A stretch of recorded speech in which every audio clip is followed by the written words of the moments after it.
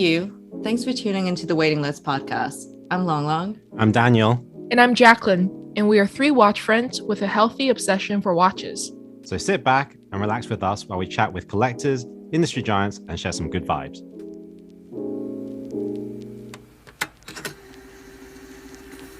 Hi, it's Daniel here, and welcome to the Waiting List podcast, where today I'm joined by the whole room of podcasters. Some more professional than others, I might add, right? I.e. not us, right? We just spent half an hour talking about dentistry and plastic surgery. As usual, Long Long and Jacqueline join me as my co-hosts, but we do welcome our guest today, Felix Scholz from the OT podcast. Welcome to the show and good to have you on, Felix. Thank you so much for having me. And can I just say, I've learned a lot about cosmetic and what's the opposite? Restructured dentistry. And my anxiety of going to the dentist is not decreased. Right. Well, how are you doing in Oz, by the way? How's the situation over there? Well, it's going pretty well. On the positive, the weather is lovely. On the negative, I'm not allowed to leave the house at the moment for more than one of four reasons. So where I'm based and my absent co-host Andy are based down in Melbourne, Victoria, we have recently enjoyed our over 200 days of lockdown since COVID started. Not all together, but, off and on, depending on the cases. So it's the new normal, as they say. Yeah, I really don't. It kind of like there's no end to it, Yeah. Like there's always like round 5, round 6, round 7. Yeah, I think we're 6.2 at the moment. Yeah, and I can go into depth about that, but that's maybe not the lighthearted, wholesome watch content that people want from the waiting list. Right. I actually read somewhere that you started doing the podcast actually about the same time as us, which would be around early 2020. How did it come by, and how would you describe your podcast in your own words? Yeah, so it had been an idea of Andy and I for a while, and we had. Okay, let me rewind verbally for a second. I've been working in watches for quite a while, and as part of that, I worked with Andy at a former place, Time and Tide Watches, and we got on well, and we eventually, both moved on from Time and Tide, but we liked working together, and we still liked watches, and we also felt that there was room, I think, for different ways to talk about watches, and my day job, typically is, writing 400-word press release write-ups and slightly longer reviews and every so often interviewing someone. And that gets pretty repetitive, perhaps. So I thought a podcast is exciting and new and a different sort of format for the same sort of watch storytelling that I love and that Andy loves. And, we thought we'd do it. And we did. And we actually had those, we sort of have been planning it, late 2019. We sort of started, what are we going to call it? And we're going to do this, how are we going to work it out? And we got into a studio and we had some test recordings, and then the world sort of shut down and we thought, well, this is probably the time to, kill some time by making this podcast a thing. And it's been a great success ever since. That's actually quite similar to how we started, right? Like, if anything, COVID made us just to have too much time. And we're like, and the thing is, you couldn't meet anybody, and therefore you couldn't really talk about watches to anybody. And I thought it was the best way to do it, and then to record it and then see if anybody else kind of liked it, and it kind of worked to some extent. But do you think that there's still a lot of room within the watch podcast arena? Because there's a lot of them now, aren't there? Yes and no. I think it is. Podcasts in general are a huge growth area. And I think we're going to, that's not, news to anyone, I don't think.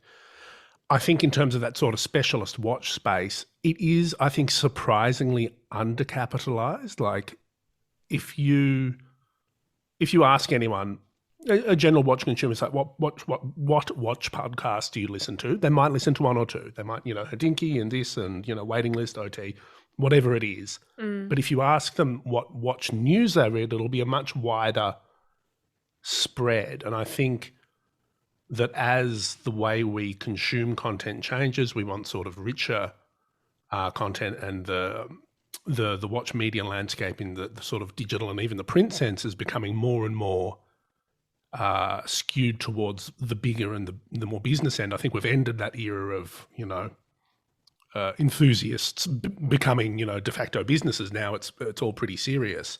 I think podcasts are that new frontier in a way. Interesting.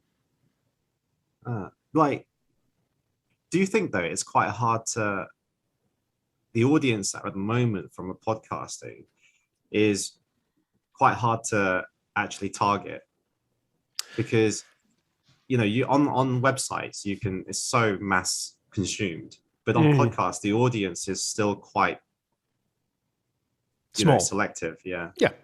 Look, and that's a conversation that I've had a bit, and certainly when you're having those sort of conversations with sponsors, like they're used to those giant numbers of 500,000 unique traffic per month or whatever it is, and the number that a podcast is talking about is going to be much smaller. But I think it's a very different sort of audience. It's a slower growth, and it's typically far more loyal. And I mean, from our metrics, if someone listens to us, they're listening to it weekly, and they're listening to an hour a week. That's a big investment from someone, and I think you shouldn't undervalue that. Maybe it's not 500,000 people, but you do have 1,000 loyal fans, and that's enough to make it.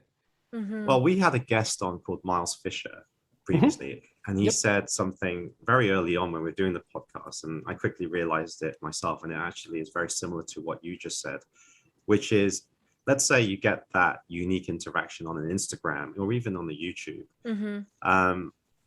YouTube videos now typically between 5 minutes to 10 minutes. The Instagram, literally it's a photo, and the interaction may be below 3 seconds. But they're so willing to pay for that 3-second interaction. But if you go by that same rule and put it to the podcast, then surely it's actually worth a lot more, right? Not just the number of listeners, but the actual time frame they're listening to, and exactly what you said, how loyal they are. Miles was saying through COVID period, he'd listened to about 15-20 hours of us speaking.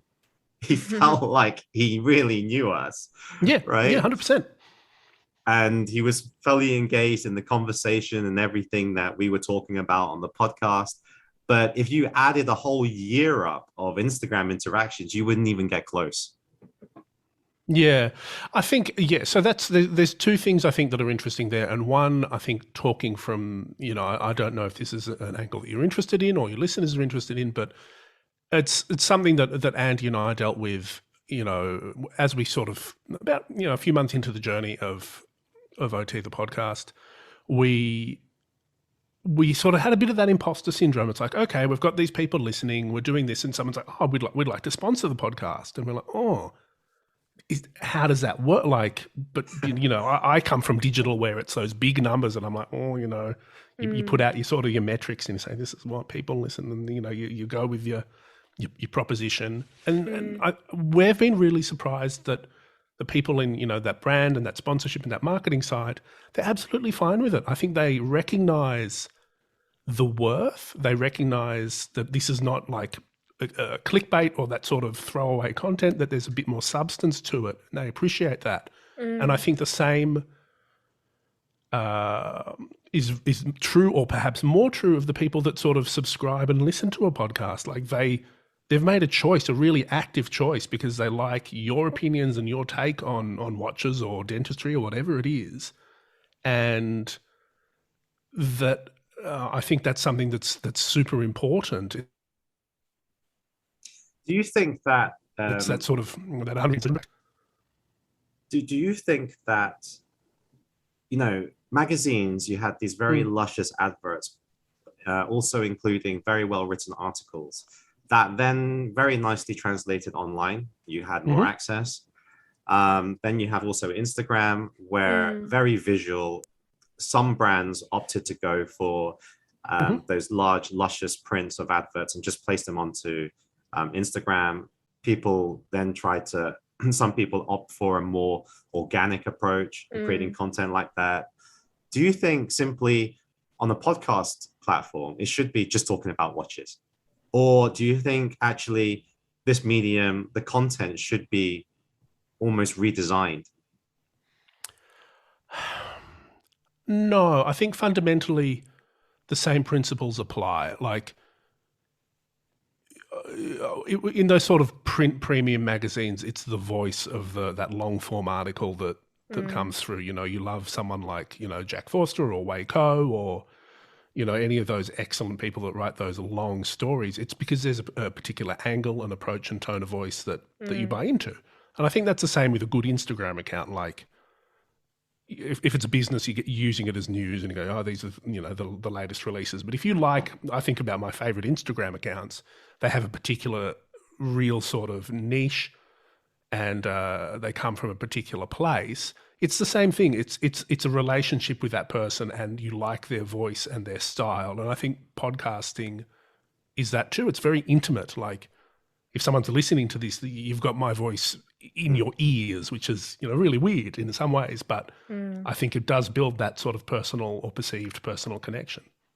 Right, and just to follow up from that, actually, so we on OT, we recently did a community group, like we have it on Discord.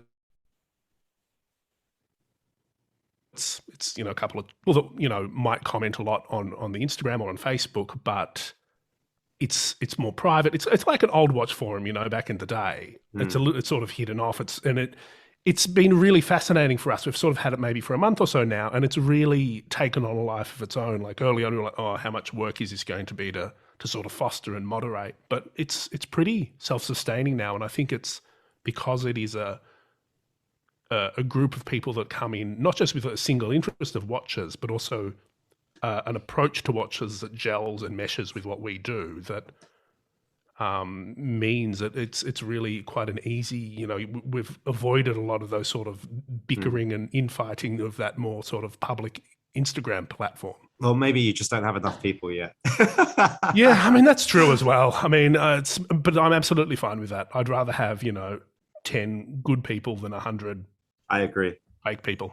I agree. Yeah. Like, I don't know if you know, but I run a group called the Shanghai Watch Gang within China, which is a group of watch collectors within China.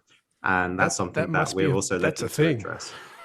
Well, it's something that we're looking to address because we sounds like quite big, but we already have notoriety. So it's not like we need numbers. I would prefer we had quality, right? And if that means being selective for the long-term aim of the club, I think it's worth it. So yeah. And we actually spoke to someone a little while ago, Asher Rapkin from Collective Horology, which is a sort of a primarily, I think, San Fran-based group, and they have a similar sort of approach. And I find it fascinating in this sort of age of watch conspicuous consumption that their group is A, small, B, private. Like it's there's, you know, I think he said there's like 75 or 100 people in there. The entry, you know, there's a requirement is that you have to own or have owned one of their watches. And it's a fascinating, I think, model for a watch community. And I think we're at a really interesting place in that, the evolution of online communities. Yes. And I think there's a few different ways of doing it that are coming out, and you know, I'm watching with interest. Yeah. I'm actively asking other watch clubs to see how they do it, to see what would be the best way to move forward. You're right. At the beginning, everybody was posting on Instagram and then making connections and finding people that like the similar thing. They're very keen to meet up. Then inevitably it becomes political and factions start appearing, especially how passionate some watch enthusiasts are, you know, like, why are you getting that piece? You know, some people get very opinionated. It isn't just because you like watches and I like watches that we can necessarily bond. You know, people realize that. And the initial urge, which was, well, I mean, for me at least, was to see more pieces and actually be able to talk to somebody about watches, is completely satisfied now. I do not I don't struggle finding a person to talk about watches. And a lot of the watches that I did want to see I have seen them. So Yeah. it needs to evolve into a new thing, I think. Yeah. But going back to what Felix was saying, like how some watch communities are even private, with 70 or 100 members. I'm wondering, how some of the bigger accounts on watch accounts on Instagram are private. Like I think Paddock Collector is private. I think there's another one that's like Paddock Holic or something. Like so I've always wondered, first of all, like the psychology of following an account that's private and then you get accepted. And then is that something that you guys have thought of, or is it just me? Or am I just rambling? Because okay, this is what I feel, right? Like when I find someone and I don't know who they are and their profile is private, there's this sense of mysteriousness, obviously, and then you don't know if you're going to get accepted or whether you're going to get vetted. And then after you are accepted, well, the first thing that I do is like, oh, like what kind of collector are you? What pieces do you have? And what kind of like collecting pattern do you have? And that maybe I can associate with. And often than not, I find some like gem collectors, right? And then after that, you're like, holy shit, like I'm so glad I followed this dude without knowing who they are. And now that I am, I was like, I feel like I've discovered like undiscovered land before. And then they don't have to post often, but then every post they post always has a lot of discussions in the comment section and whatever. That's something that you don't really see with a lot of, I mean, you see them with public profiles, but there's almost this sense of like, I don't know, that sense of community in some degree is like lessened when it's public. Does that make sense? Like, or maybe it's just psychological. Yeah, I think it does. Like what you're saying is you feel that exclusivity of being accepted, but I think it's very important that if you are accepted and it does go past, then the quality is there. Because if you get exclusive and then it's like shit, you're like, well, what was the point? Right, the experience, the quality doesn't continue. has to be there. The quality has to follow. Yes. Yeah. Long. I want to just go on about Jacqueline's point. I think these accounts, because I've come across them, I think there's two types. There are people who are genuinely like, hey, I enjoy finding a community on Instagram, and they want to close their profile. So what they do is, let's say like a Paddock Collector, they go and vet your profile and they're like, this is a genuine watch person. So they let you follow, and then there's very solid and good group discussions. So I think that's like one type of person. And then I think there's another type, which is just, like you said, it's mysterious. And then you're like, whoa, we have like 200 mutual friends and all the big accounts are following them. So you go in and then you're like, oh no. Like when you go in, it's one of those pages where it's like a lot of hype pieces, say, right? Then usually I just unfollow. So I'm curious, I go in, if it's not my thing, I unfollow, right? But I've never bought, I find it really not hypocritical, like I can't find the word, but I just think it's rubbish when people say, hey, I'm a really private person, I'm going to make my account private, but then you still allow everyone to follow you. But then they have 300,000 followers. And then you have so many photos online that I can just make a fake account and follow you. So I think either you're such a private person that one, you never show your face, you never even have an Instagram profile, or you're just like off the grid, right? Or you are someone that's like, hey, I'm not very into social media, but I just want to find a few friends like that, I believe. I've always thought about it. That was the second thing I wanted to say. Like if they are a private profile, how come they have like 300,000 followers? It's just every day they go in and they accept all of them or whatever. Exactly. So that's another thing that I wanted to like, that's a bit funny. But then all the hidden gem, what I call hidden gem accounts that I found are all like the first thing that you said, which was like, not many hype pieces, all like deep in horological significance and a lot of independence, a lot of vintage stuff, and then always like a really organic discussion in the comment section. Yeah. But you know what I've always thought as well, because I have never run a watch group, right? So Dan, maybe you can answer this. You have a lot of egos in the watch space, mostly guys who think that I'm deserving of being in this group. So you start something always with the best intentions. So you're like, I want this to be all inclusive. I want everyone to be part of this. But then as the group grows, you're like, this is not my kind of person, and this person is causing trouble, but you can't boot them out. So I always think of these from the top of my head. I can think of there's a group called Esper Lux. I don't know if you guys have heard. I've heard of it. Yeah. And they do they do unique pieces with watchmakers, so different colored dials and so on.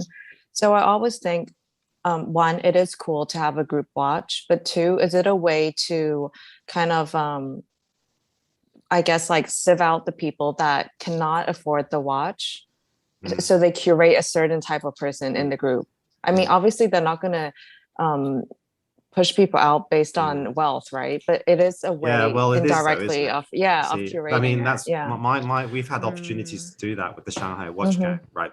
You know that. And I've always felt, the person that just collects Seikos can offer as much as the person that is into independence. Okay, it's not as attractive to brands or brand support, but is that why we were doing it in the first place? It wasn't, right?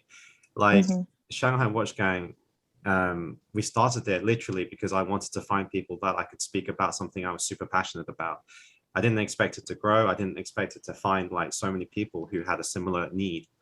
Then it became kind of like this movement where Asian collectors started to really connect with the other Asian. It just became easier for them to think, oh, this guy is doing it, so we will try and meet out and actively, because as you know, Chinese people tend to be more conservative about that kind of thing, especially in China, where although they are the biggest consumer of luxury goods and luxury watches, for the most part they're actually very discreet and private, right?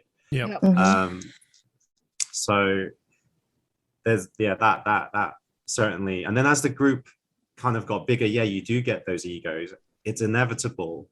And that's something where, which really turned me off, where a lot of people, and I'm sure, Felix, you have this experience, where someone comes in and really they just want to show off. They just want to show off how much money they have. And I actually don't mind, but if you have to have more value than that, right? I actually would prefer if you showed off about your knowledge and you were willing to share about your knowledge, looking for something like that. Because wealth, I mean... What do you mean? Like they just want to show off? Like they just want to show off they got this piece at the gathering? No, not even at the gathering. Post the photo. I've just got this piece. New watch alert. Oh, I've got another new watch alert. Got another new watch alert. It's I've got a philosophical question for all of you, I guess. If a watch is bought, say it's a depending on what, a steel Rolex or a Patek or a AP, whatever it is, and it's not put on the internet, does it exist? That's a good question.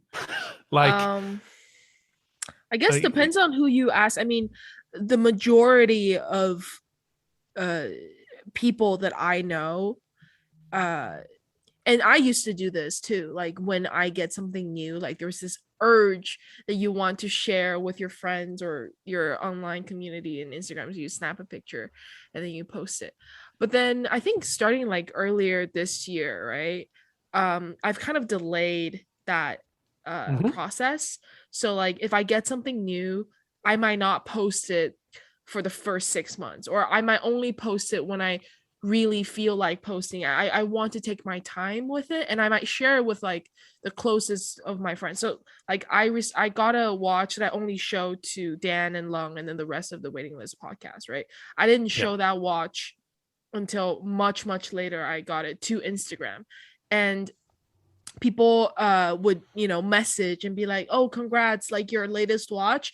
And then my reply would be, oh, not my latest. I've had it for a long time. I just haven't showed it. And then and I would get replies being like, oh, like next time. I respect that, and I get exactly what you mean. But then there are also people who just like, before they even, I don't know, get a watch, or maybe you know how now like a lot of watches can be ordered online. They would even screenshot the order like Yeah. like Allocation. Korea, Yeah. Tokyo. Yeah. and then like the notification or whatever, and then they're like, yeah, like I'm expecting this.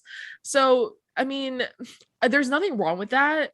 I just feel like, to answer your philosophical question, I definitely see the fun and the kind of like communal aspect of telling your watch friends online and everyone's happy for your new acquisition. But I also see like a deeper meaning for a collector or whatever, to spend a little bit of time with your new watch, and there is something special to that.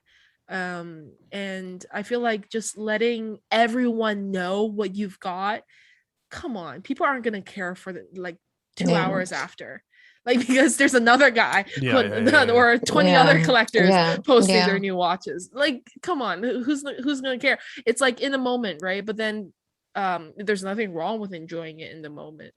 So I think my answer to the question would be that, yeah, it certainly does exist if it doesn't occur on social media, because to me, social media is all fake. You know, even if I curate my page, there is certainly what we call an online presence and an offline presence. And perhaps, we were talking earlier about the podcast, people are looking for a bit more genuine stuff these days. And you know, looking for that offline experience, real experience. So certainly, I don't feel always a need to post certain watches online. I'm very conscious that, you know, that is a public space. Even if you private your account, it's a public space. So yeah, it does.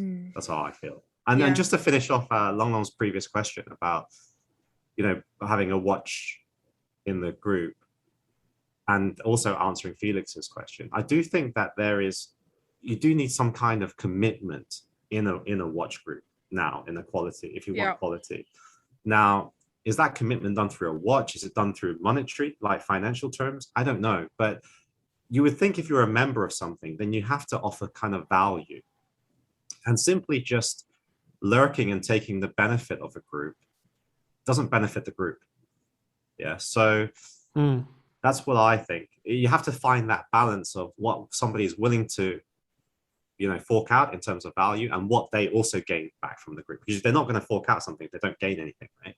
So yeah, that's what I think. I'm still figuring it out myself.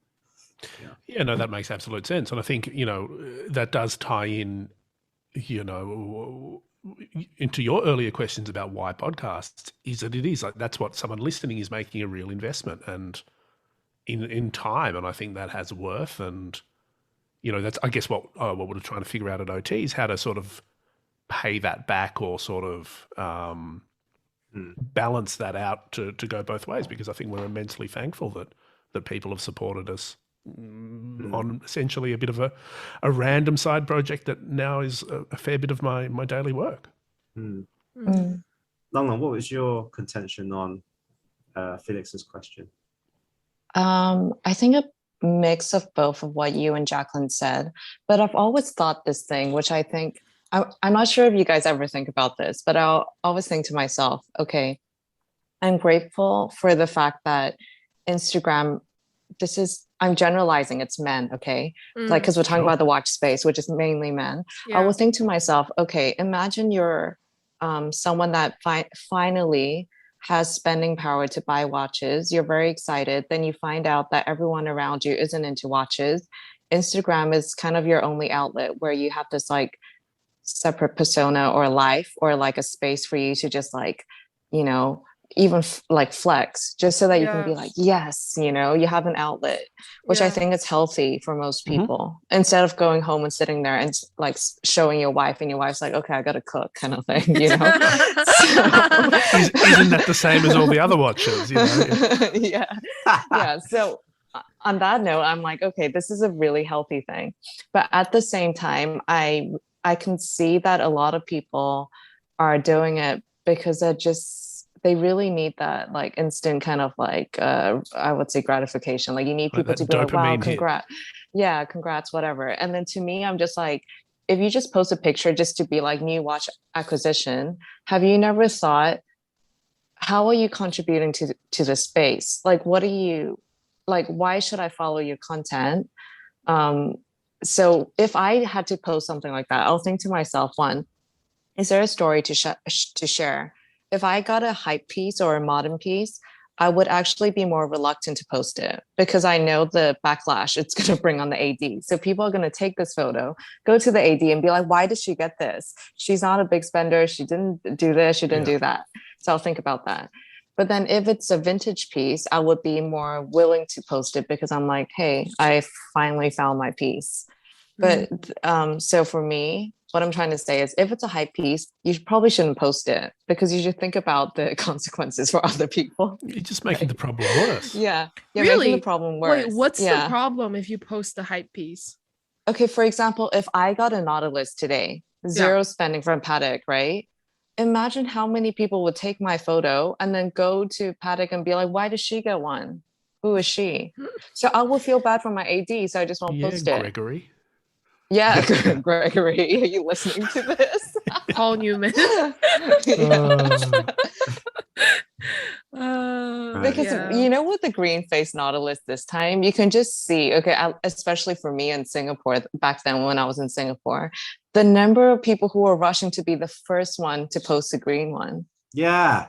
It's not even about the watch, is it? It's about who can get to post it first. That's just insane. Yeah. I would have really appreciated it if they took out the green one, the rose gold and whatever, and they did a comparison and they said, hey, you know, I was really excited, but after getting it, I realized the green is, I don't know, underwhelming or whatever they thought, right? But it had some kind of like substance where I could take away something. But I realized it was just like a race to post the green one. Yeah. Yeah, I have to say though, like it is pretty badass for the people who are able to get it, especially also the one with the baguette. Like it is cool to see that they were able to get it, but I can totally relate. It's always the classic stereotypical photo of them at the AD, right, holding the box, cutting it, and then like the video first, and then the wrist shot, and then like another wrist shot, and then it's kind of sorry, just this is a quick story. There's a guy that I got invited into this WhatsApp group, and it's all these like a good mix of people around the world and mostly Paddock collectors. And there's a guy inside who has, to me, the most insane, like he's like a second generation family in Mexico that like the granddad, and I mean they've been collecting for ages. So he was the first one, I believe, to get the baguette one. His Instagram has not a single watch photo. Every day is just stoic like quotes and everything about being a good person. And that's a real flex. And then you go in the WhatsApp group and everyone's like, you know, every day they'll be like minute repeaters, whatever, and this guy's always like boom, and he just like, you know, shuts everyone down. I'm like, whoa.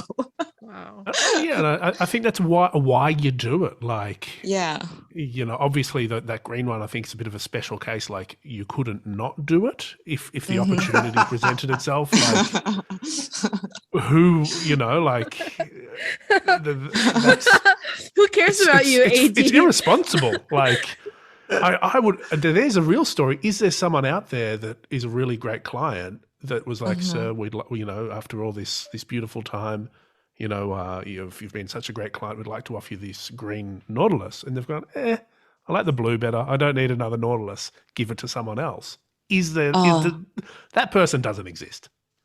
No, I mean, honestly, if that person Felix, you're existed, talking to him now. Really? No.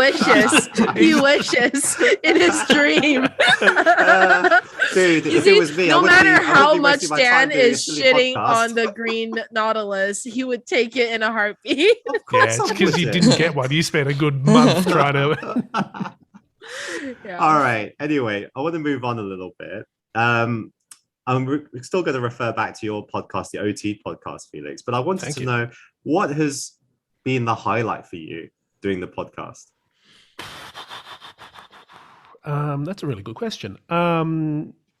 There's a few ways you can sort of spin this. I think the biggest thing for me, and one of the big reasons that I wanted to start it was, I'm speaking for Andy a little bit as well, but he might have a slightly different answer.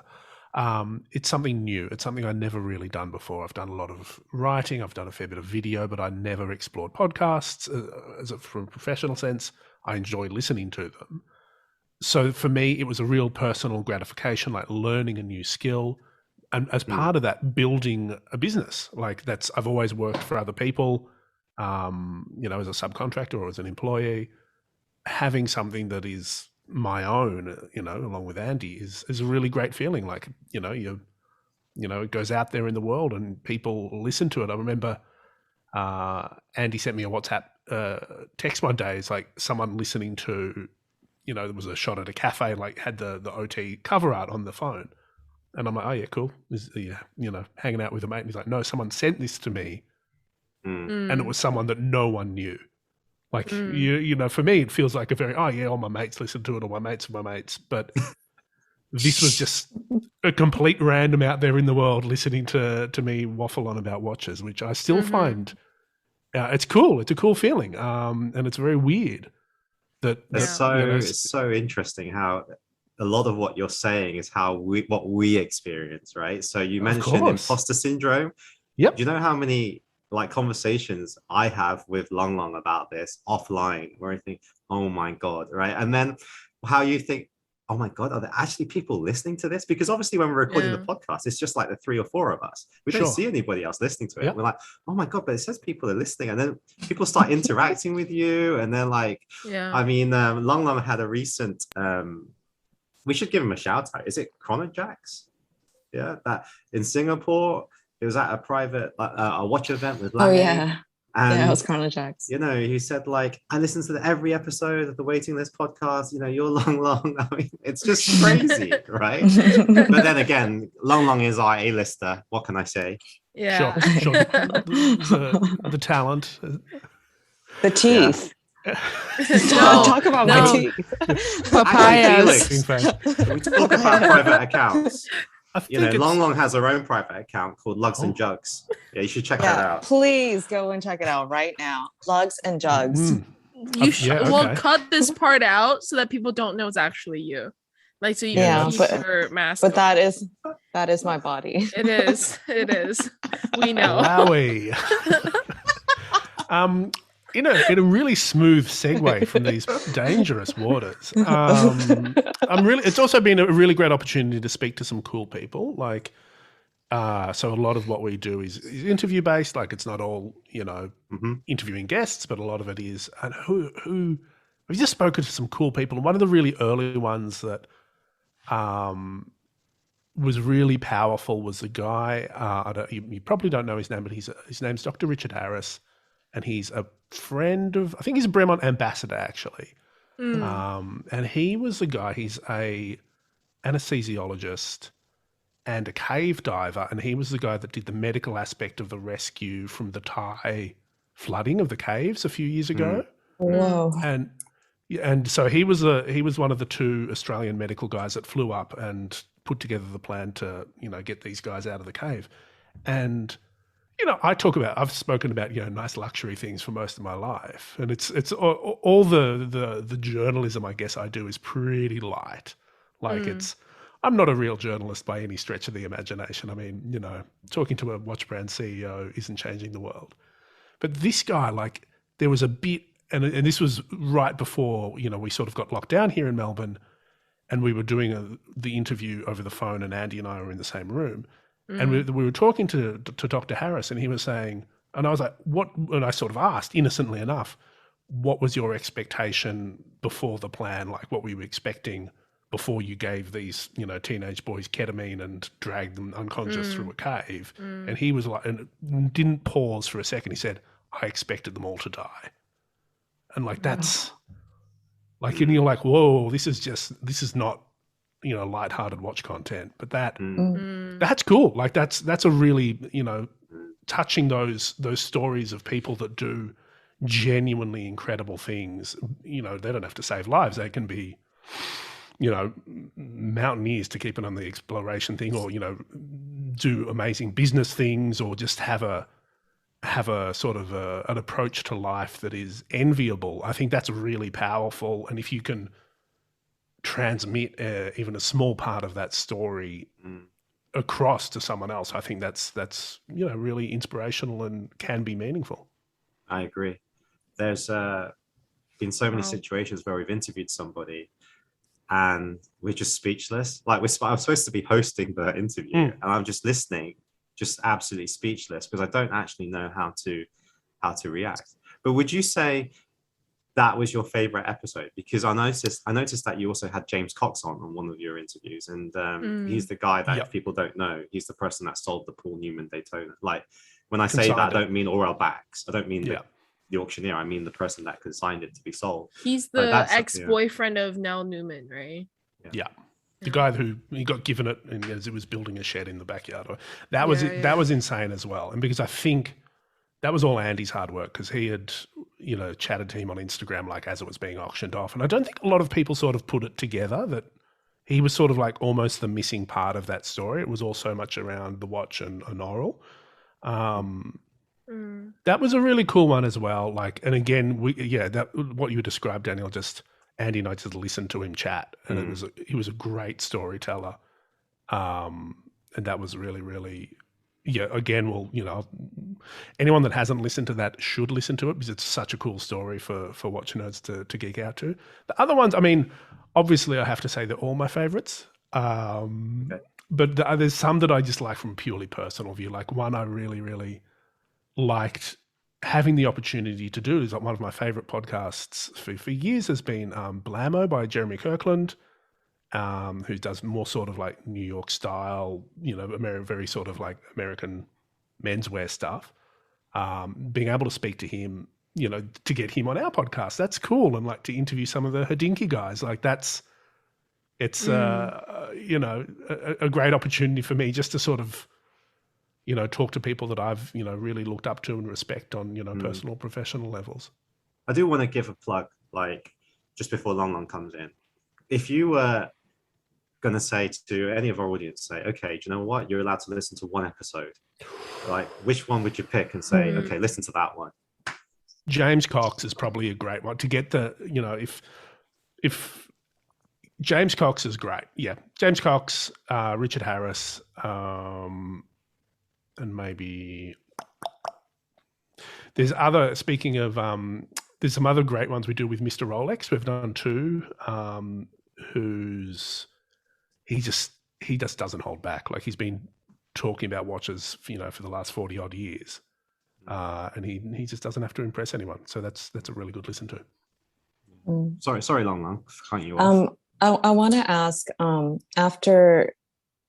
even after experiencing some sort of success, right? Do you still feel scared, or feel any kind of anxiety, like asking people onto your show? Or do you just think, really? Yeah. I mean, Andy's a lot better at it than I am. Like he's just like, just ask him. Like, especially, during the middle of a pandemic, like they've got nothing else to do. What are you going to, and like, I'm much more used to going through the brand side. Like you speak to PR and you put it together and it's like, what are the marketing outcomes? Like that's sort of what I'm more familiar with, but Andy's just like, send him a DM, and it works a surprising amount of the time. But there's always, I guess, that fear of rejection, or that's still real. I mean, I don't think that imposter thing ever really goes away. Moving on to watches, specifically, what do you like to collect? I've got a really interesting. Well, no, I don't. I mean, I'm not that interesting. I'm pretty normal. Maybe a slightly unusual. Imposter syndrome kicking in there. No, I wouldn't consider myself a watch collector. I have watches that I enjoy wearing. I don't acquire them with any sort of sense of overall purpose. Fundamentally, I work with watches. I work around watches. It's part of it's something I love. Don't like, even if I gave all this up and started to become, I don't know, a medical sales rep tomorrow, I'd still enjoy watches and buy them. And I'd probably maybe even enjoy them more. But I do not have any sort of sensibility of a collection. I have tendencies towards things I like, but that's driven by, taste and money as much as, anything else. Like, I don't have a minute repeater. What does it mean to me? So, Right. I want to finish off with some more recent news, because Sure. on your podcast, you do cover on this kind of news segment. Sure. But one of the topics you recently discussed was the secondary market, and in particular, Chrono 24's 100 million investment Yes. from a Yep. fund. How do you see that space developing? And then on my second question as well, which is, it's kind of similar. Watchbox yesterday, it was announced that they acquired a stake in Debithune. Yep. Which I actually had to read twice, because I was like, did I read Watchbox? Which Watchbox? Is it the Watchbox that, because I wasn't sure. Like, what do you think about that? So those two things. I think it's the future. Like, it's another great episode that I would recommend people listen to is when we spoke to Tim Mosso from Watchbox, funnily enough. He's great to speak to. And also, full disclosure, Watchbox have sponsored us in the past. But that, it's neither here nor there. But I think if you look at the trajectory that Hodinkee has gone down from starting as an enthusiast space and transitioned very seamlessly over the last decade into a really, very slick corporate operation, the same thing will be echoed in every sort of aspect. Like, there's too much money in the secondary market for anyone to ignore it. And I think it makes very smart business sense for somewhere like, I think on the Debitoon front, I suspect they needed the money. They've probably had quite a rough couple of years in some ways. Watchbox gives them security. It also gives them access to an entire sophisticated sales network. And I find it very interesting that, there's a lot of people calling foul over it, but it's just, how is it different if Richmond had bought them or if Kering had taken a stake? Would you rather see this brand disappear, or would you rather see it stay around? So that's the Debitoon side of it. I think Chrono 24 taking on investment, it's just the way it's going. All the big groups, all the big brands are embracing, authorized secondary markets, and they want to control it. It's gone from being that sort of sketchy Wild West of, dodgy Rolexes on eBay to a legitimate business. And, there's good and bad to come out of that for the collector community. I think fundamentally it is different, at least to me, if Richemont were to acquire a stake in Debithune versus Watchbox. Maybe the outcome stays the same for the brand, or I don't know. But it's just, like you said, Dan, it is a bit weird to think that that's what happened. Maybe it's because Watchbox started as a secondary platform. Like, if Chrono 24 acquired stakes in Debithune, like, it's the same feeling that it gives me. And it makes me think, if I were the founders of what they were thinking, like you said, Felix, maybe they were struggling. Would that have been something that they had wanted, or they kind of had to do for the survival of their brand? Obviously, we're never going to know, but. I thought about it too. I was so sorry, Felix. No, you go. I was also thinking last night, right? If this happened to me and I was running the watch company. So do you guys watch Shark Tank? But basically, like, a lot of people, obviously there's a lot of private equity or like funds who are going to go to them and be like, let me support you. But then as a business, you would think, yeah, aside from money and you giving me freedom, right? There's no support. Whereas Watchbox has the whole, like, all the channels, all the marketing, everything's worked out. And they probably went to them and said, hey, you keep a higher cut. I don't know. Like, there must be some kind of catch for them to be. They also know it makes them look bad, I'm sure.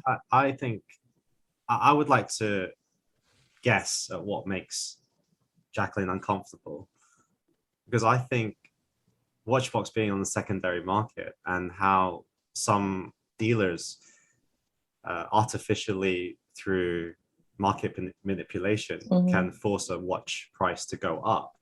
Will they then, really drip out their Bethune, knowing full well that, you can actually make more and stuff like that, just to benefit their own bottom line, where, okay, first-hand price, you're not going to be able to get it.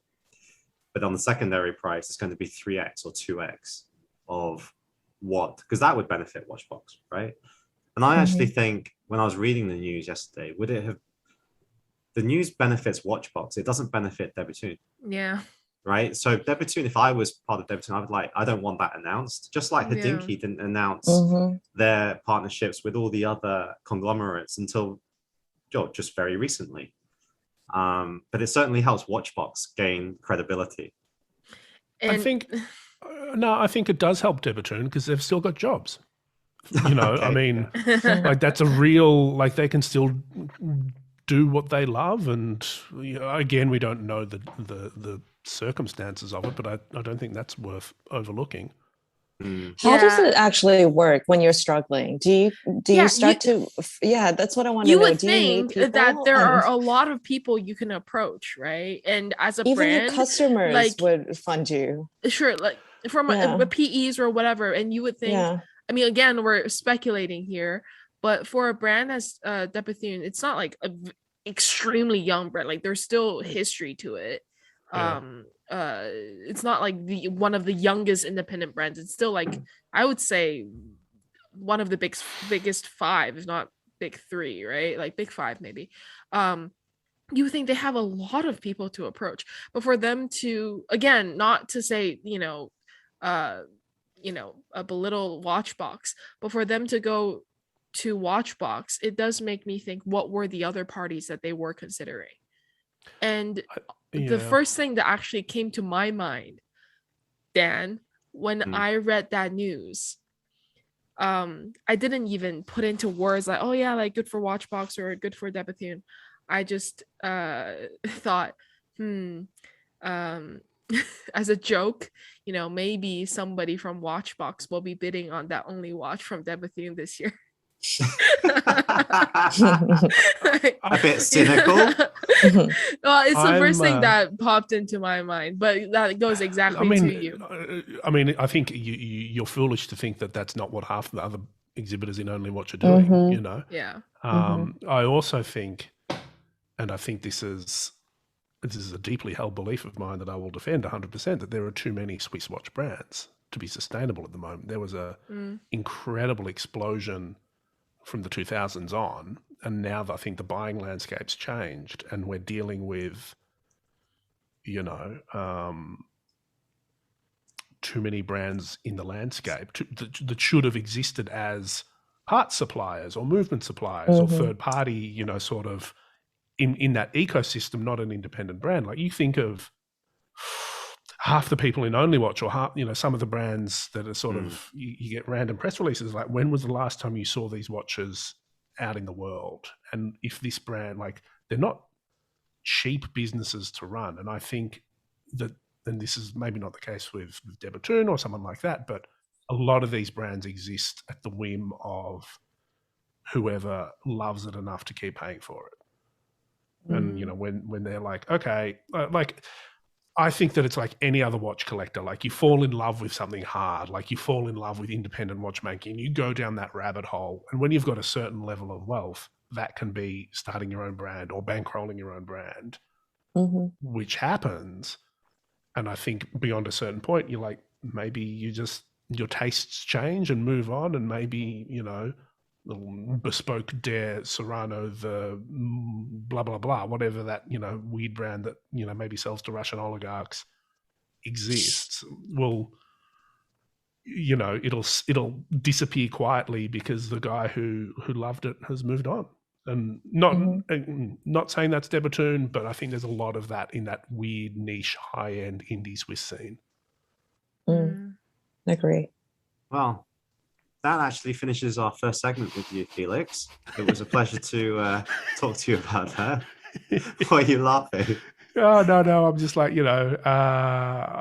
it's a weird line to walk, like advocating for Swiss watches and loving Swiss watches, but also recognizing that they're not all perfect and they have to Oh. exist in the real world. Yeah. So we go on now to the Reverso round. I'm Felix? laughing. Sure. I'm laughing because I just remembered that Brian Gutberg has started posting debut recently. And why not? Yes, go on to Reverso. All right, shoot, Felix. You're allowed 3 questions, 1 for each of us. Okay. God, I don't even know.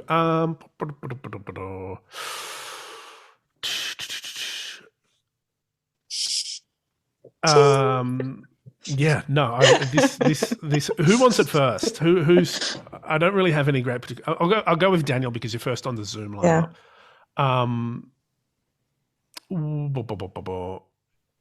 Are there? Okay, yeah. What watch does everyone else love? Watch or brand does everyone else love and sort of hold up, as being great or cool or the best thing since sliced bread that you kind of don't really get into? Like the Nautilus. Green Nautilus. The green Sure. Nautilus. Like, and follow-up question, is that just Yeah. because they wouldn't sell you one? Yes.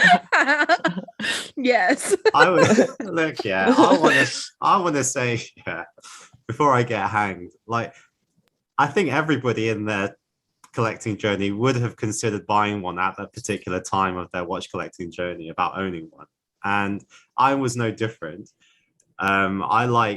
We talk about Gerald Genta pieces, Sure. Royal Oak and Nautilus. I started off pretty much liking the Nautilus. Then I switched and liked the Royal Oak.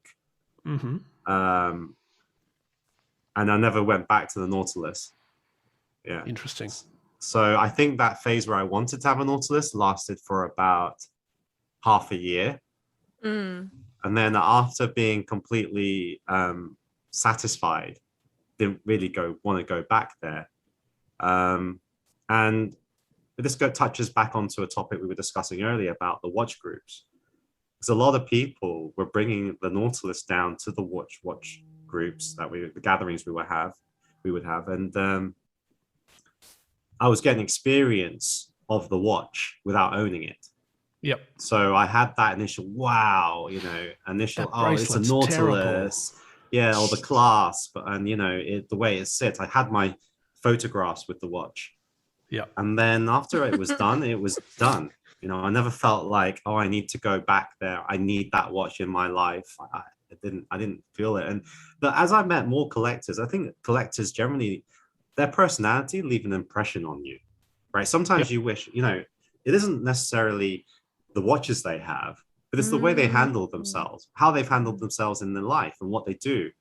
You think, oh, I would actually rather aspire to be like him rather than have what he has. Yeah, so that was another thing that, as I experienced more watch gatherings, something I felt. It's more about the people. It's always been more about the people than the watches, especially after I gorged on so many watches. I started to find the people far more interesting because, a Nautilus is a Nautilus, but every person wearing a Nautilus will be very unique. So I wanted to ask you, who did you see wearing the Nautilus that put you off it? Oh, you are so mean. Like, please name that person in the Shanghai Watch group. Well, yeah. Don't answer that. The thing is, the watch is very common in our group, and I will say, when that watch loses its touch, there's certain watches where you take to a gathering and they don't have the impact that they're supposed to have. Yeah. And I would put Richard Mille in that bracket as well, where somebody puts a Richard Mille on and they come to a gathering and the whole point is to like, boom, in your face, look what I've got. And it doesn't work anymore because the whole group is like, yeah, seen it, done it.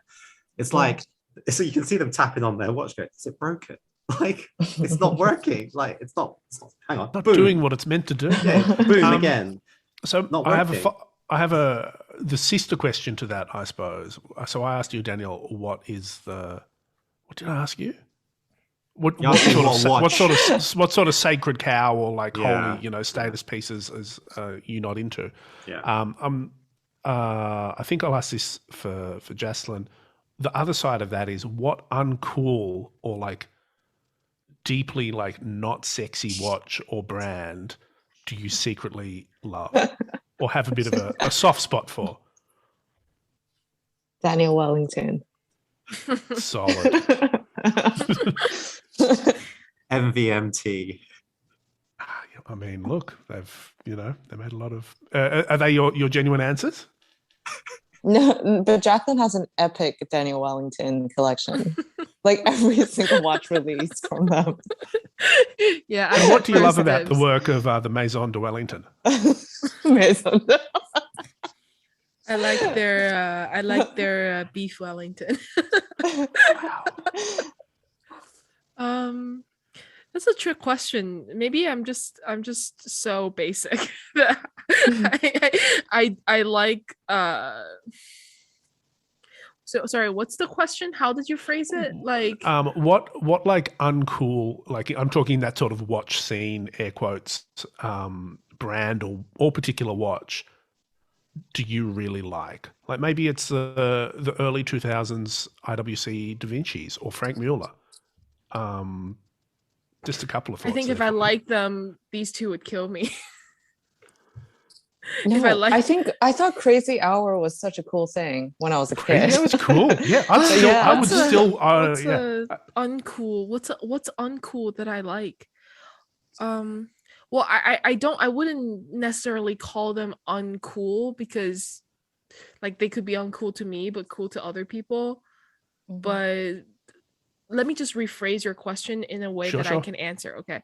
Yeah. So I would rephrase it like, what watch does it cause like extreme debates over? So like you either love it or hate it that I love.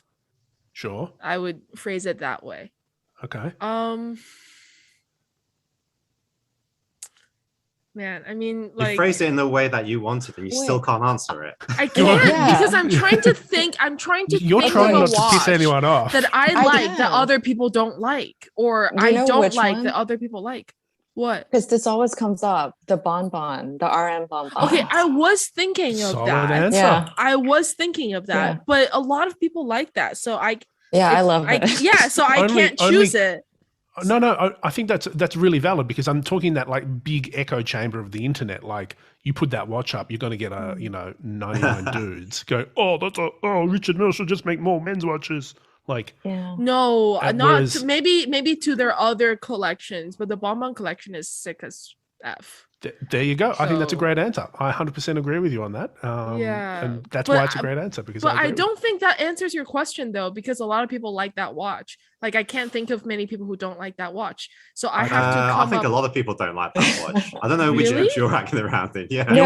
It's just because you're in the cooler groups that are more Yeah, accepting yeah. and tolerant of diverse taste. Like, see, if I liked the Leopard Daytona, that would be my answer. But then I hate that watch. I love it. I know you do. So you should have asked that question to Lang Lang instead. That would have been an easy answer to provide. Well, I have a different question for Lang Lang. She's sort of gone, by the way, the Crazy Hours is what I always think of with that question. Like, it's such a cool idea. Like, it's not sexy anymore, but it's still a cool watch. Yeah, it was innovative. And for you, Lang Lang, do you have any great, deep and personal watch-related regrets?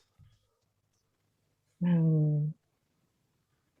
wouldn't say at retail. Great questions. Yeah. What's Okay, your regret?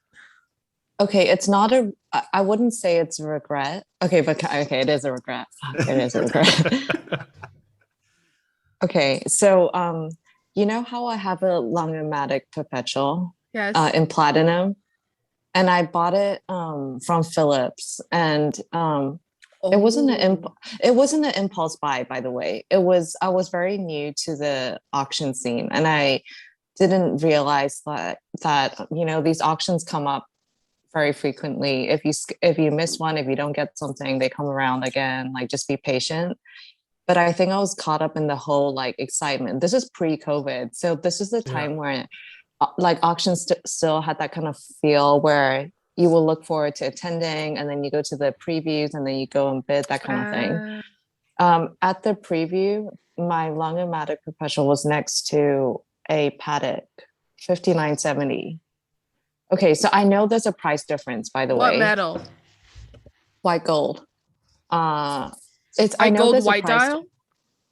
White gold, I silver can't dial? remember. I can't remember the color of the dial, but I do remember. I was super unfamiliar with both brands. By the way, I didn't do my research whatsoever. I just went by instinct, and I went. The Longomatic Perpetual is more balanced in my eye, like in my eyes, anyways. On the dial, and then I went by. I think it's great value for what it is. It's so well made. It's everything like perpetual calendar. It looks amazing. And then obviously I have this whole thing where I'll imagine the strap color, what I will wear it with, and so on. So in my head, I was like, oh, pink strap. I had it all planned out in my mind. And then I was also like, okay, logically you should buy Paddock. And the person selling it to me was like, just trust me, buy the Paddock. You won't regret it. In 5 years' time, in 10 years' time, you're going to look back and be like, I made a wise decision. But I didn't listen, and I was very stubborn. And I was like, no, you have to buy according to what you feel in that moment. And then you see the progression of how you collect as a collector. And then one day I'll look back and be like, oh, this is this period of my life where I was so stubborn. I didn't listen. And blah, blah, blah. So now, so it's been 2018, so about 4 years, 4 to 5 years since I bought that watch. And now I realize, man, if I had just bought it then, like I would have gotten that piece out of the way. I would have gotten my first like perpetual calendar from Paddock first, and then I can still go back and buy the Longomatic Perpetual. I'm only lucky because they stopped the production on Longomatic Perpetual and Platinum now. They stopped it. But actually, if you look at the honey gold one, it looks exactly the same. I can't tell a difference. Yeah. So, yeah. But now I understand. I mean, like half of me regrets that I didn't buy the Paddock, but half of me is like, it follows my philosophy of collecting, which is you have to like have these snapshots in like different periods of your life and how you have progressed. So you can look back and line everything up and be like, haha, I started with like Chanel J12 and then like you see how you have grown kind of thing. Yeah. But would you have, does that watch fit you? Because you've got a perpetual chrono, you've got the 3970, which it's I would perfect. say, yeah, exactly. Because even I think the 5970 is a bit big for my wrist. It's a bit big. Yeah. So it's like, so you're right. If I had gotten the Paddock, I might look at it now and still kind of laugh at how like naive I was. Like I was so desperate. Okay, this is a bad analogy, but my first Louboutin, so I love shoes. My first Louboutin is one size too big for me, but I've kept it. Sure. Yeah. Because I just want to remind myself how pathetic I was, that I was so desperate to get it. And I just wanted my first one to be plain and black, but it was way too big. And I had to stick all these like insoles and whatever. That for me is like, just like a reminder of like, haha, you were once collecting like that, which was thoughtless and impulsive and like just not thought out. Yeah. That makes perfect sense. Yeah. And weirdly enough, I don't know what this says about me. I'm currently really just crushing on Chanel J12s. You know, it's funny. Like I understand they don't hold value, and I actually still look at the prices on. What are you talking about?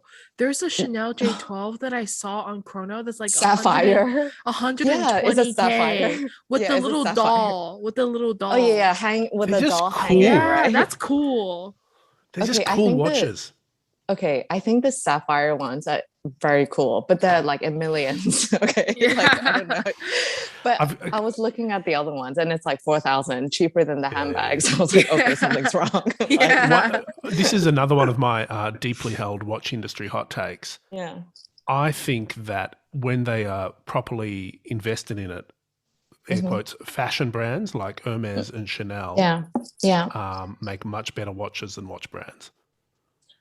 Yes, because they're not. I know what you mean. They're not bound by the same tradition and convention of like, oh, we have to have like they can do whatever they want, and they've got massive resources to make these things like perfect. Yeah, I just think there's a stigma because it's a fashion brand. But if you look at Chanel, look at the men's collection, and then if you exquisite. Yeah, it's so good. And even Hermes, if you actually look at the watches properly, you're like, this is Yeah. amazing. The Like Slim, even Slim to Hermes straps. is one Yeah. of the best watches Yeah. of the last decade that no one Yeah. wears. Anyway, Yeah. hot takes from me done. Hmm. Yeah. Yeah. Right, we go on to the last segment, which is the pump pusher round. Okay. Hang on, I need to have some water. Okay. Yeah. I'm ready. Getting ready. Hit You me. ready? Ready? Okay. Right. Hang on. I get passes, yeah? Three passes. Out of how many questions? 50. That's Jeez. a lot of I've gotta- questions. All right, let's do Okay. it. I'm going to try not to pass any questions. Okay. Yeah. One thing that people don't have an appreciation of when you run a podcast. Sound levels. Your favorite food. Italian? Okay. One thing we have to eat if we are around your neck of the woods. Coffee? Your favorite dim sum.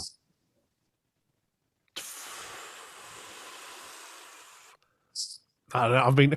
Because I've been in lockdown, I've been really craving. I don't know if this is dim sum, but like just a good like pork bun. Yeah, Okay. that Yeah, is- that's dim sum. Yeah. Yeah. Your last watch purchase. Grand Seiko. Last watch you sold. Fuck, I can't remember. It's been a while. The last time you heard the words Royal Oak or Nautilus. 15 minutes ago, 10 minutes ago.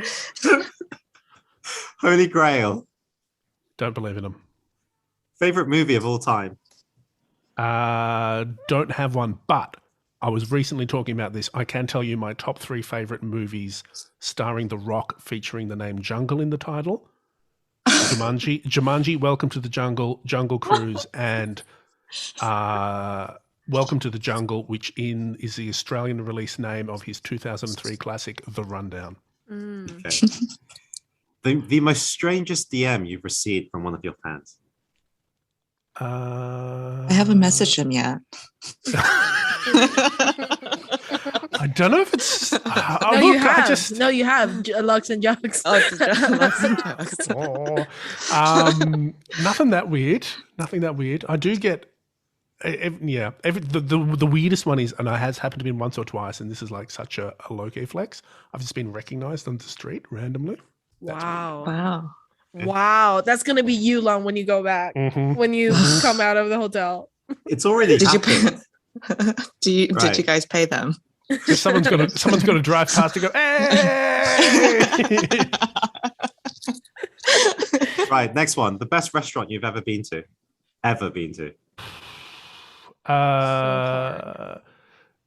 McDonald's.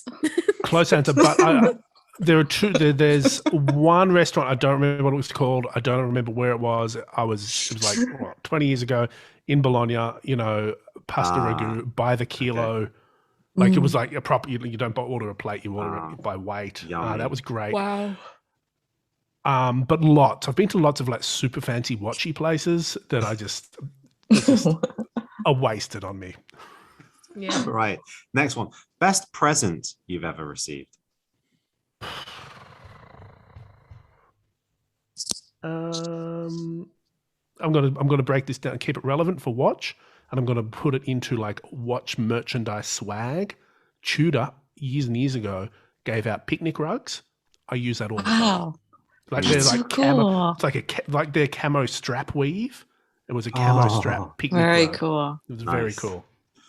Right. The watch you've been wearing the most recently. The Grand Seiko, which is it's quartz, because Grand Seiko and quartz is great. I can't remember the reference number. SGBP009, I think. Okay. The place you'll go first when travel restrictions lift. Probably bloody Switzerland. Okay. Name one other interest you have aside from collecting watches. I'm a profound nerd in many ways, but I mean lockdown. I'm a master of all the streaming services now. So hey, I'm going to change this. When I was studying in uni, I worked in video shops, which is something that doesn't exist anymore. So and that's still something I'm a very big movie and cinema fan, but not like in a wanky way. Okay. Next one. Tell us something we don't know about you. I've told you lots of things you don't know about. No one knew about me before. This has been a very forthcoming interview. I think I don't like chronographs. Okay. Oh, okay. Hmm. I mean, Right. maybe people know that. Name a movie that almost made you cry or did actually make you cry. Oh, bloody so many. Anything on planes? I don't know. Does anyone else get really emotional on planes? Never. Mate, I could be watching like some, I don't know, like terrible Hollywood, like Die Hard on an aeroplane, like, and I was like, just trying to get home to his family. Anything. I will cry at the drop of a hat. Right. Oh my Okay. God. What's the best thing about your job? People. I mean, honestly, it's a trite answer, but I often say that like I don't like watch brands anymore. I like the people at watch brands. Okay. So it's the people in the weird little niche industry that's kind of amazing. If you're about to leave this world, what would your last meal be? I don't know, something probably with lots of calories in it that will give me a heart attack, which is Okay. why Right. If you were to go to a bar, what would be the first drink you order? Can you provide me what sort of bar and what time of day or place is it in? Okay. A Paint me a cocktail picture. bar. Just Cocktail bar Yeah, in the middle of Manhattan. in the middle of Downtown Manhattan. Yeah. After a very tiring watch event. I'm going to get something high alcohol and like fruity and sweet. I don't know Okay. what that is, and I will go with the bar's recommendation on that. Okay. Yeah. The first thing you do when you wake up. Coffee. One thing you Actually, can't I live feed without. my kid first, and then it's all a bit of a blur. Yeah. Okay. One Next thing you question. can't live without. Coffee. Right. The last thing you do before you sleep. Try to not stress about the crushing weight of my deadlines and commitments in life. Okay. Name a dirty secret within the watch industry. There are too many Swiss watch brands. Okay. The place you always recommend people to visit. In Australia, I think Sydney. You can't if you've never been to Australia, you can't go wrong with Sydney. Okay. McDonald's or KFC? McDonald's. What is your motto for life? Good man. I don't have one, I do. This was one in a previous job. I worked in public health, and as part of that, this is a long backstory for your quick pump push around. We sponsored music festivals, and we had dealt with a lot of volunteers, and there was a lot of briefing of like, in case you meet maybe slightly famous people at these music festivals, the events manager, whose name is Molly, who is one of the greatest people in the world, said, "Be cool, don't be a dick." That's what you need to know in life. Right. What is your spirit animal? Oh, probably a bear. Favorite sports team? Look, Miami Dolphins, but mostly because of the birdcage. Favorite TV show of all time? Oof.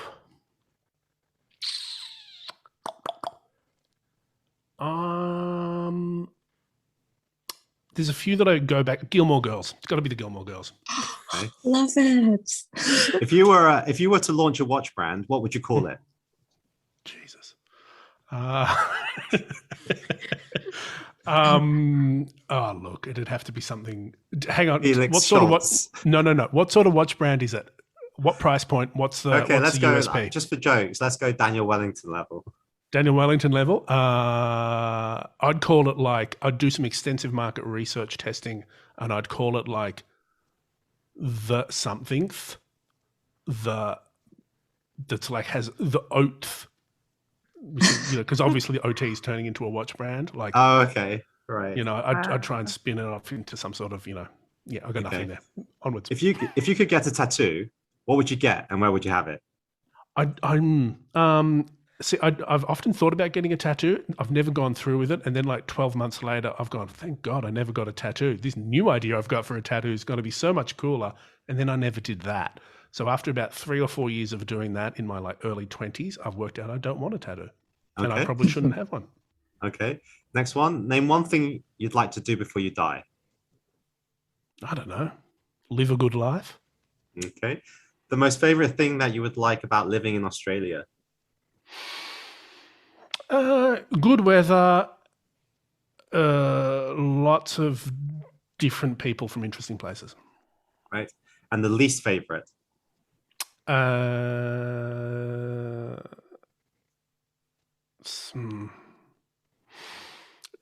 Distance from the rest of the world. Oh, really? I thought you were gonna say too many like dangerous animals.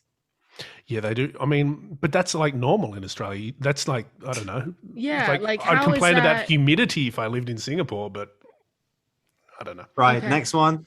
Best watch writer out there. I'm really enjoying I really like Rescapement at the moment. I really like their approach. There are some other Niha, a Revolution. I really like what she does. So I work with her. And say what you will about Hodinkee, but they put out a consistently high quality product. Okay. Mm. The person you respect the most within the watch industry. Oof.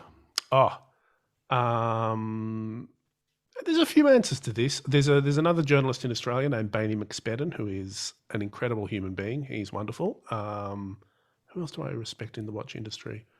I have amazing respect for what Ben Klein has done. I think that's incredible. I have a lot of time for. Actually, I'm going to sort of pivot this. I've had a few meetings where I've like, wow, this is really cool, and it's given me a perspective as to what the watch industry was all about. And that was, I had an interview early on in probably my first or second Basel with Mr. Stephen Urquhart, former GM of Amiga. That was, an experience. Okay. One watch that you would like to see in the flesh right now. I still haven't seen the Lang Odysseus IRL. Mm. Oh, okay. It's not new, but I'm like, I want to see what it is because I'm still on the fence about it. Okay. Place you want to visit the most but never been to. I'd like to go to the south of America. Okay. Who should we all be following on social media? I don't know. Don't. Okay. One book recommendation. One book recommendation. I'll keep it again watch related. One of my favorite bits of watch related writing is The Magic of Watches by Louis Nardin. Right. Last song you listen to? I've been listening to a lot of Miley Cyrus, Plastic Hearts. Okay. What is your biggest fear? Yeah. I don't love spiders. Spiders are not my friend. You picked the wrong place to live, my friend. Also, I really don't like deep water. Okay. Right. Coming to the end now. Favorite micro brand? Anodyne. Okay. And best piece of life advice you ever received, which I think you might have answered before. Be cool. Don't be a dick. Yeah. Okay. Well, that ends the podcast today. And that was intense. A lot of questions. Wow. Yeah, how many do you normally do on that bit? Well, we've been testing between like 5, 30, 50, and 50, and I think 30 is probably the right amount. Yeah, sweet spot. Yeah. So I think we'll go with 30 next time. Yeah. Fair enough. That was lovely. Thank you so much. I'm going to stop recording on my end. Well, that was great. Good to chat to you all. Well, we've been really spoiled these last few weeks with some awesome guests, and for the audience, stay tuned. There are some new ones coming out, and I also want to say a big thank you to Felix for coming on to the show, and I'll give them a shout out. You can follow them on Instagram at ot. Do you want me to do this? Yeah, I do it every week. Yeah. You can follow us at ot.podcast on Instagram. You can email us at otthepodcast@gmail.com, and really just follow us on Instagram or search for us and subscribe. And we'll have to get you guys on the podcast too. We'll do a little reciprocal arrangement. Yeah. If you want to reach out to us, then you can always find us at the Waiting List Podcast. All right. So any last words, guys, before we go? No, thank you for coming Thank you, Felix. Yeah, thank you. All right. Well, that's a wrap. See you guys on the next one. Bye. Bye. Bye. As always, thank you for listening to the Waiting List podcast. We hope you've enjoyed it as much as we have. And if you have any questions, Comments. Or feedback, feel free to reach out to us at the Waiting List Podcast on Instagram or via our private accounts. We'll see you on the next one. Bye. bye.